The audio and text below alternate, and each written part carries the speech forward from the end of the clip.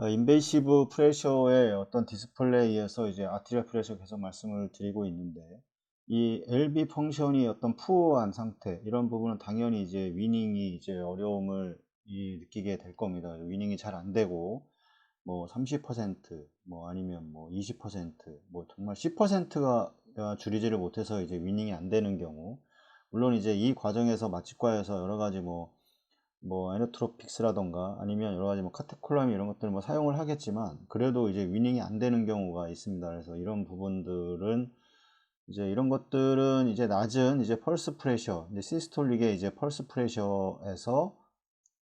이제 어떤 거를 빼주면 되냐면, 그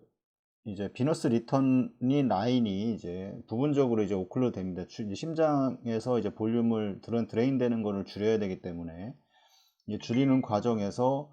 이 비너스 리턴의 라인을 이제 부분적으로 파샬리 이제 오클루드 하는 과정에서 이 높은 이제 아트리알 이제 필링 프레셔의 어떤 이제 프리젠스가 이제 어떤 반영되는 거라고 생각을 하시면 됩니다. 그래서 뭐 이제 시스톨릭 자체가 떨어지게 될 거고, 당연히 이제 라이트 아테리 뭐 CBP 이런 것들이 이제 상승을 하게 되는, 뭐 PAP라던가 이런 것들이 이제 상승을 하게 되는 이런 원인들이 있다면, 이제 위닝 자체가 좀 힘들어질 수가 있습니다. 우리가 항상 기본적으로 말씀을 드리지만, 이게 하트레이트와 그 다음에 뭐 ABP와 그 다음에 이제 PAP와 뭐 이제 CBP가 있을 겁니다. 이런 여러 가지를 이게 종합적으로 봐야 됩니다. 그래서 이 ABP가 올라가고 PAP가 떨어지는 건 상당히 이제 이런 어떤 컨택틸리티가 좋다는 거를 이제 간접적으로 반영을 하게 되는 거고, 이 두 개가 같이 올라가게 되면, CAP나 세 개가 같이 올라가게 되면 이제 볼륨량이 많아진다고 보시면 됩니다. 같이 떨어지는 거는 이제 볼륨이 이제 줄어든다고 생각을 하시면 되고, 뭐 볼륨이 줄어들면 당연히 이제 하트레이트는 좀 더 올라가겠죠. 볼륨이 많아지면 하트레이트는 좀 더 이제 줄어들 수가 있습니다. 그래서 결국에 카디악 아웃풋은 이 하트레이트와 그 다음에 이제 스트로크 볼륨이기 때문에, 이제 스트로크 볼륨이 낮아지게 되면 이에 상대적으로 보상을 하기 위해서 하트는 올라가게 되는 이제 이런 것들의 어떤 보상 과정이 있습니다. 그래서 이런 부분들을 위닝하면서 모니터를 확인을 하면서 계속 지속적으로 확인을 해야 됩니다. 그래서 결국에 볼륨을 줄이는 거는 이제 최우선 한사가 하는 일이고, 물론 지시에 받아서 하는 거지만, 뭐 70, 50, 뭐 30, 뭐 이런 식으로 뭐 플로우를 줄일 때 이 모니터 상에서는 이제 어떤 상태를 보이는지를 꼭, 그런 어떤 변화들을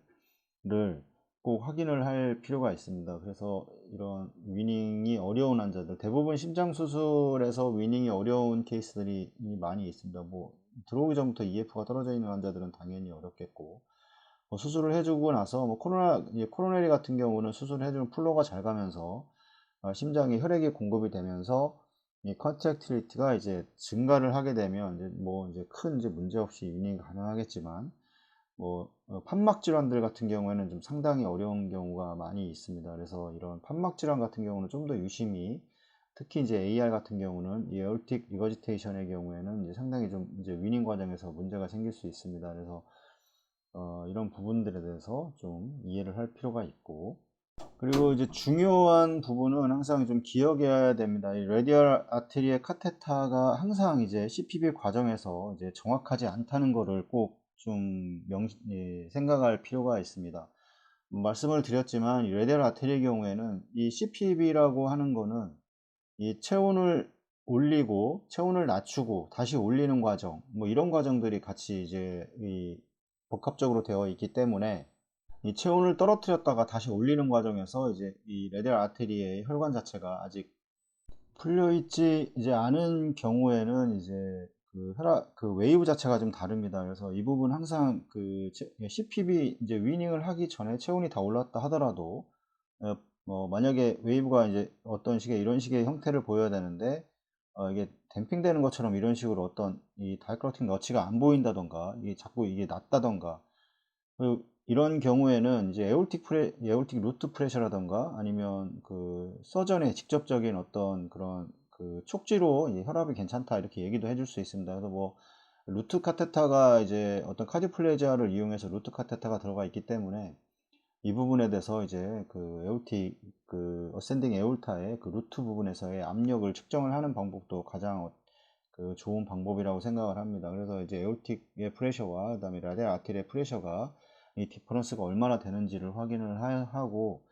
이 위닝이 끝날 때까지는 이 에올틱 프레셔, 이 어센딩 에올타의 이제 프레셔를 지속적으로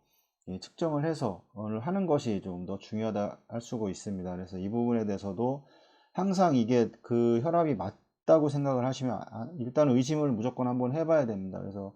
만약에 이런 식의 이제 댐핑이 되는 상황에서 이렇게 되면 이제 혈압 자체가 낮을 텐데,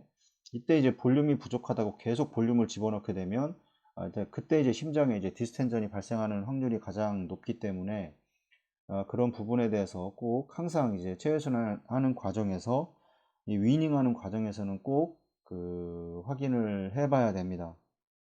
CPB 이후에만 처음 뭐 30분 정도 동안에는 이 레디얼 아테리가 이제 어떤 게 낮게 이제 언더 이스티메이티드 된다는 거를 뭐 이 시스톨릭과 그다음에 민 센트럴 에올틱 프레셔가 낮게 측정된다는 경향을 좀 이렇게 그 이런 것들을 생각을 못 하는 경우 있는데, 이제 항상 이게 좀 낮을 수 있다는 거를 이, 항상 이게 좀 그 생각을 해야 됩니다. 그래서 이 부분에 대해서도 다 정상적이지 않습니다. 체온을 떨어져 있다가 다시 올라가는 과정에서 혈관도 당연히 영향을 받게 되고, 그 부분에서 이게 다시 정상으로 이제 어떤 그런 수축과 이완의 이 상태가 돌아오기까지 그 환자마다 다르고, 그 다음에 이제 이 어떤 고혈압, 이 아스로스켈로로시스 있는 환자들, 이런 부분에선 더 이제 이게 어렵기 때문에 이런 부분에 대해서 좀 더 그 위닝 과정에서는 좀 세심하게 먼저 의심을 한번 해보고 확인을 한번 해볼 필요가 있습니다. 이 경험이 많으신 서전의 경우에는 종종 이제 에올타를 직접 이제 팔피테이팅 하는 거를 종종 촉지를 해서 이 프레셔의 차이를 이제 뭐 컨펌하는 경우도 있습니다. 그래서 혈압 괜찮다고 뭐 이런 경우도 있는데, 좀 더 좋은 거는 이제 이것도 마찬가지 아까 말씀드렸지만 이제 컨티뉴스하게 지속적으로 이 에올틱 루트의 프레셔와 그 다음에 이 라디알 아테리의 프레셔를 두 개를 동시에 비교를 해서 하는 게 가장 좋을 거라는 생각을 합니다. 그래서 저 같은 경우에도 대부분 이 에올틱 루트 프레셔는 한번 꼭 좀 재달라고 말씀을 드리긴 하는데, 이제 라디알 아테리에 좀 뭔가 문제가 있다고 판단이 되면 그럼 항상 해 주십니다. 이렇게 라인을 가지고 해 주시기 때문에 그래서 그 차이를 보고 지금은 거의 루틴으로 거의 측정을 하게 됩니다. 계속 말씀드린 건데, 이제 어떤 클리니컬하게 이 시그니피컨트한 라디얼 아테리의 이제 저혈압 이런 것들이 이제 이게 저혈압 상태가 아닌데 이제 저혈압처럼 보이는 이런 경우이기 때문에, 이런 것들은 넌 인베이시브한 어떤 BP라던가 또는 이제 에올틱, 센트럴 에올틱이라던가 이제 피모랄 아테리 프레셔의 어떤 측정을 통해서 이런 것들을 좀 확인을 해야 되면서 치료를 뭐 해야 된다고 얘기하는데, 이걸 확인을 해서 이제 그 정확한 이게 정말 심장이 안 뛰어가지고 이런 상태를 보이는 건지, 아니면 그 어떤 이제 기계적으로 이제 어떤 그 이 수축과 이완 자체가 이제 완전히 풀리지 않아서